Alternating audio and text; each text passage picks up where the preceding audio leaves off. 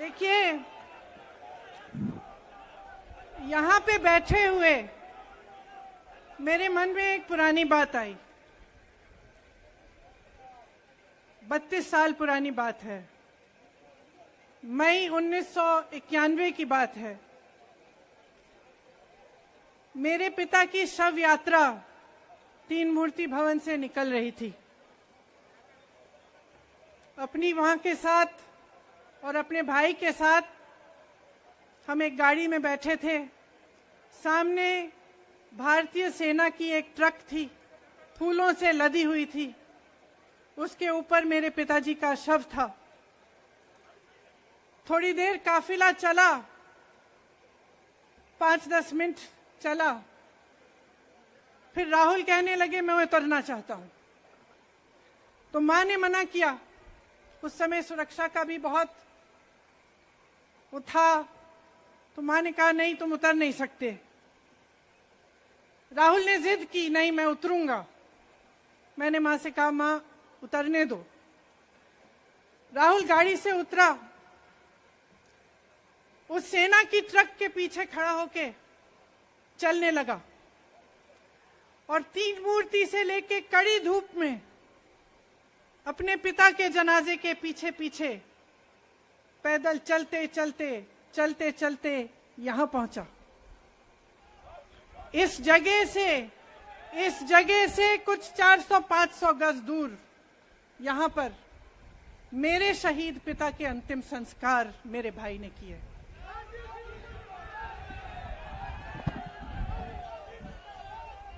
सुनिए,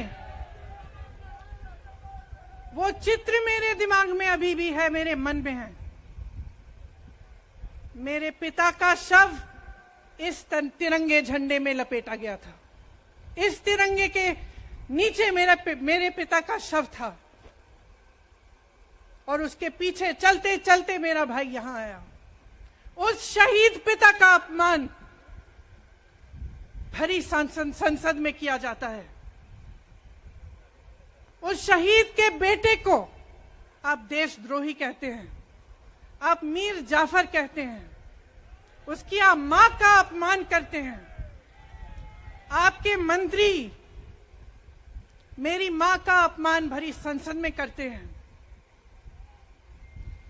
आपके एक मुख्यमंत्री कहते हैं कि राहुल गांधी को पता भी नहीं है कि उनका पिता कौन है। आपके प्रधानमंत्री भरी संसद में खड़े होकर कहते हैं कि ये परिवार नेहरू नाम को इस्तेमाल क्यों नहीं करता। पूरे परिवार का अपमान करते हैं। कश्मीरी पंडित समाज के रिवाज का अपमान करते हैं, जिसके तहत एक बेटा अपने बाप के मरने पर पगड़ी पहनता है, परिवार की परंपरा को आगे बढ़ाता है। लेकिन आप पर कोई मुकदमा नहीं होता। आपको 2 साल की कोई सजा नहीं मिलती। आपको जेल की सजा नहीं मिलती। आपको संसद से कोई बाहर नहीं निकालता। आपको मना नहीं करता कि 8 सालों के लिए आप चुनाव नहीं लड़ सकते। क्यों? मैं पूछना चाहती हूं क्यों? आज तक हम चुप रहे हैं। हमारे परिवार का अपमान करते गए। मेरे भाई ने क्या कहा? संसद में वो मोदी जी के पास गए और उनसे गले लगे। मेरे भाई ने कहा मैं आपसे नफरत नहीं करता हूं, मेरे दिल में आपके लिए कोई नफरत नहीं है। हमारी विचारधारा अलग है, लेकिन हमारी नफरत की विचारधारा नहीं है। तो मैं पूछना चाहती हूं, एक आदमी का कितना अपमान करोगे? कितना अपमान करोगे? क्या यही है इस देश की परंपरा? आप परिवारवादी कहते हैं, तो भगवान राम कौन थे? भगवान राम को वनवास में भेजा गया। उन्होंने अपने परिवार, अपनी धरती के प्रति अपना धर्म निभाया। क्या भगवान राम परिवारवादी थे? क्या पांडव परिवारवादी थे कि वो अपने परिवार की संस्कारों के लिए लड़े, और हमें क्या शर्म आनी चाहिए कि हमारे परिवार के सदस्य शहीद हुए इस देश के लिए, कि इस झंडे में उनका खून है, इस धरती में उनका खून है, इस देश के लोकतंत्र को मेरे परिवार के खून ने सींचा है। और जो सोचता है कि हमें अपमानित करके हमें डराएंगे, हमें धमकाएंगे, जो सोचता है कि तमाम एजेंसियों को लगाकर हम पे छापे मारकर हमसे कुछ भी कर ले, हमें डराएंगे, वो गलत सोचते हैं। हम डरने वाले नहीं हैं। हम और मजबूती से लड़ेंगे। हम इस देश के लोकतंत्र के लिए कुछ भी करने के लिए तैयार हैं। इस देश के लोकतंत्र को, इसकी नींव कांग्रेस पार्टी के महान महापुरुषों ने डाली है। कांग्रेस पार्टी लड़ी इस देश की आजादी के लिए, और आज भी इस देश की आजादी के लिए ही लड़ रही है। कभी कभी मैं सोचती हूं, मुझे समझ में नहीं आता कि पब्लिक क्या सोच रही है। क्या देख नहीं रही है क्या हो रहा है? क्या आपको दिख नहीं रहा है कि आपकी सारी संपत्ति लूटी जा रही है, एक आदमी को दी जा रही है, गिने चुने उद्योगपतियों को सब कुछ दिया जा रहा है? किसकी संपत्ति है? ये राहुल गांधी की संपत्ति है, ये आपकी संपत्ति है। ये पीएसयू किसके हैं? किसके लिए बनाए गए? आपके लिए बनाए गए, जो ऐसे एक के बाद एक इनको बेचे जा रहे हैं, दिए जा रहे हैं। इसी से तो आपका रोजगार आता है। छोटे उद्योगों से, छोटे व्यापारियों से आपका रोजगार आता है। किसी बड़े अडानी से नहीं आता। रोजगार नहीं देते, छीनते हैं आपका रोजगार। तो आप समझ क्यों नहीं पा रहे हैं? आप गैस के सिलेंडर के लिए 1000 रुपए दे रहे हैं, और यहां आपकी सारी संपत्ति किसी को सौंपी जा रही है। राहुल गांधी जी ने क्या कहा? अरे कौन सा इतना बड़ा जुल्म कर लिया कि आपसे 2 सवाल पूछ लिए, जवाब नहीं दे पाए ना, घबरा गए। और जो अहंकारी होते हैं, तानाशाह होते हैं, क्या करते हैं? जब सवालों का जवाब नहीं दे पाते तो पूरी सत्ता को लेकर जनता को दबाने की कोशिश करते हैं। जो सवाल उठाता है उसको दबाने की कोशिश करते हैं। आपने कभी सोचा है, आंखें खोलिए, आपने कभी सोचा है कि ये पूरी सरकार, ये सारे मंत्री, ये सारे सांसद एक आदमी को बचाने की क्यों इतनी कोशिश कर रहे हैं? इस अडानी में है क्या कि इसको आप सारी संपत्ति दे रहे हो देश की? 20 हजारों करोड़ शेल कंपनियों में इनकी हैं, और आप इन पे इंक्वायरी नहीं कर सकते? ये अडानी है कौन कि आप सब उनका नाम उठते ही बौखला जाते हैं और उनको बचाने में लग जाते हैं? देखिए, आप इस देश के देशवासी हैं, ये देश आपका है, ये लड़ाई आपकी है। आज तमाम नौजवान बेरोजगार क्यों हैं? हम इश्तेहार तो देख रहे हैं, होर्डिंग देख रहे हैं, मदर ऑफ डेमोक्रेसी लिखा है, कहते हैं कि हमारी अर्थव्यवस्था बहुत तेजी से आगे बढ़ रही है, तो इतने नौजवान बेरोजगार क्यों हैं? तो जहां जहां हम जाते हैं बेरोजगार नौजवान क्यों दिखते हैं? इतनी महंगाई क्यों है? इतनी महंगाई क्यों है? क्या आप इतने बड़े काम कर सकते हो लेकिन एक गैस सिलेंडर का दाम कम नहीं कर सकते? आप छोटे व्यापारियों की मदद नहीं कर सकते? आप रोजगार नहीं बनवा सकते? तो फिर आपकी सरकार किस काम की है? लोगों को दबाने के लिए है या अडानी जी को आगे बढ़ाने के लिए है? तो आज ये समय आ गया है कि हमें गंभीरता से सोचना पड़ेगा। ये सरकार पूरी कोशिश करती है कि आपका ध्यान भटकाया जाए। अब आप सोचिए, कन्याकुमारी से कश्मीर तक एक आदमी चला, उसके साथ लाखों लोग चले, क्या पैगाम लेके चला? किस लिए चला?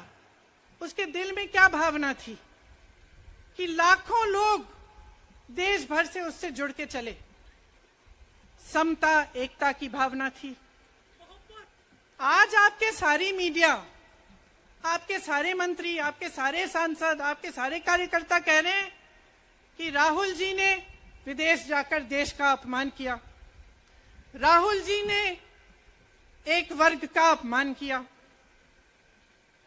क्या एक आदमी जो कन्याकुमारी से लेकर 5000 किलोमीटर कश्मीर तक चल के ये रोज रोज कहता है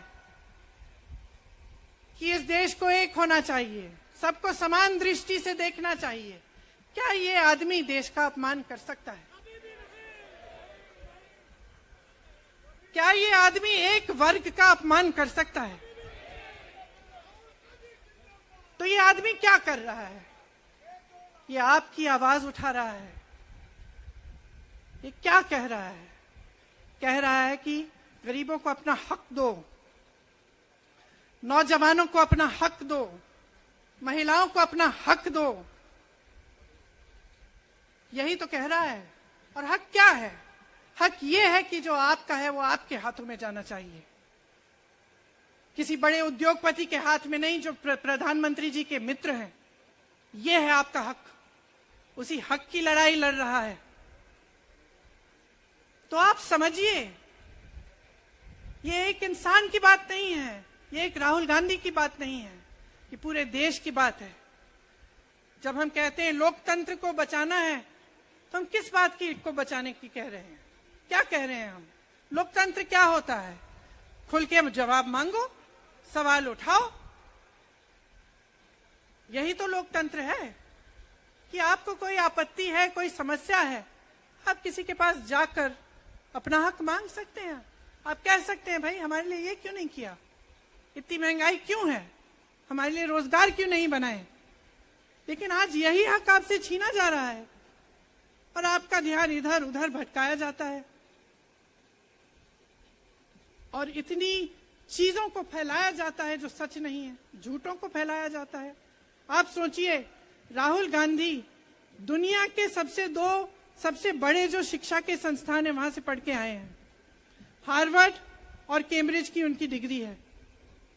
कैम्ब्रिज से उन्होंने इकोनॉमिक्स में मास्टर्स डिग्री, एमफिल डिग्री उनको मिली। आप उसको पप्पू बनाते हैं। पूरे देश भर में आपकी सहायता के साथ, मेरे मीडिया के दोस्तों, डिग्री आपने देखी नहीं, सच्चाई आपने देखा नहीं, उनको पप्पू बना दिया। फिर पता चला कि ये पप्पू तो यात्रा में निकल आया और पता चला कि ये तो पप्पू है ही नहीं। इसके साथ तो लाखों लोग चल रहे हैं। ये ईमानदार भी है,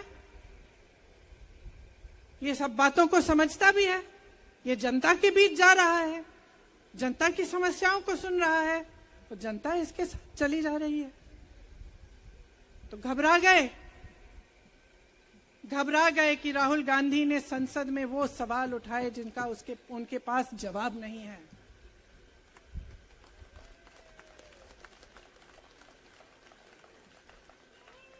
क्या किया सुन लीजिए। एक तरफ से हंसी भी आती है कि एक आदमी को रोकने के लिए इतना सारा करना पड़ा। जिस आदमी ने राहुल जी के खिलाफ सूरत में कंप्लेंट लगाई, आपको मालूम है कि पिछले साल उसने खुद कचहरी में जाके बोला इस पे आप स्टे लगा दीजिए। 1 साल के लिए अपने ही केस पे स्टे लगवाया। फिर वापस कब गए केस खुलवाने के लिए? राहुल गांधी के संसद में अडानी पे के भाषण देने के 1 हफ्ते बाद। 1 हफ्ते बाद वो आदमी वापस जाता है, कहता है केस खोल दी, सुन लीजिए अब हम तैयार हैं। 1 महीने के अंदर अंदर जज कह देते हैं कि राहुल गांधी को 2 साल की सजा मिलेगी। आपने देखा इस देश में कितने केस हैं कि जेल में 10 साल के लिए पड़े रहते हैं, उनकी सुनवाई नहीं होती। ये तो सुनवाई भी फट से हो गई, जजमेंट भी फट से हो गई, सजा भी फट से हो गई। और आपने कह दिया अगले दिन कि 8 सालों के लिए ये चुनाव नहीं लड़ सकते। संसद से बाहर कर देंगे इनको। वाह वाह वाह वाह वाह वाह, बहुत धैर्य है आप में। अरे कायर हैं, कायर है इस देश का प्रधानमंत्री। लगा दो केस मुझ पर, लगा दो केस मुझ पर, जेल ले जाओ मुझे भी, लेकिन सच्चाई ये है कि इस देश का प्रधानमंत्री कायर है।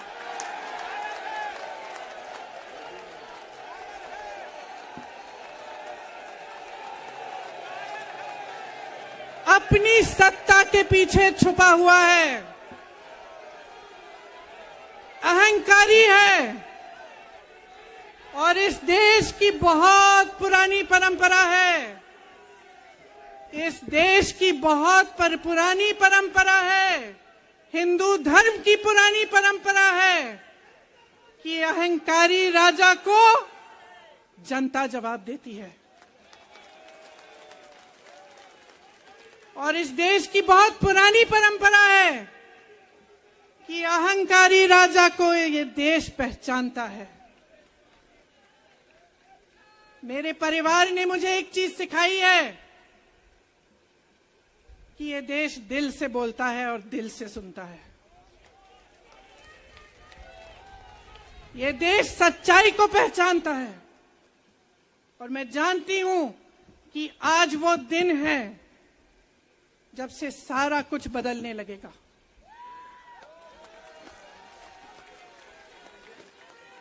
मेरे मीडिया के साथियों, मैं आपसे कहना चाहती हूं, बहुत हो गया है, बहुत हो गया है।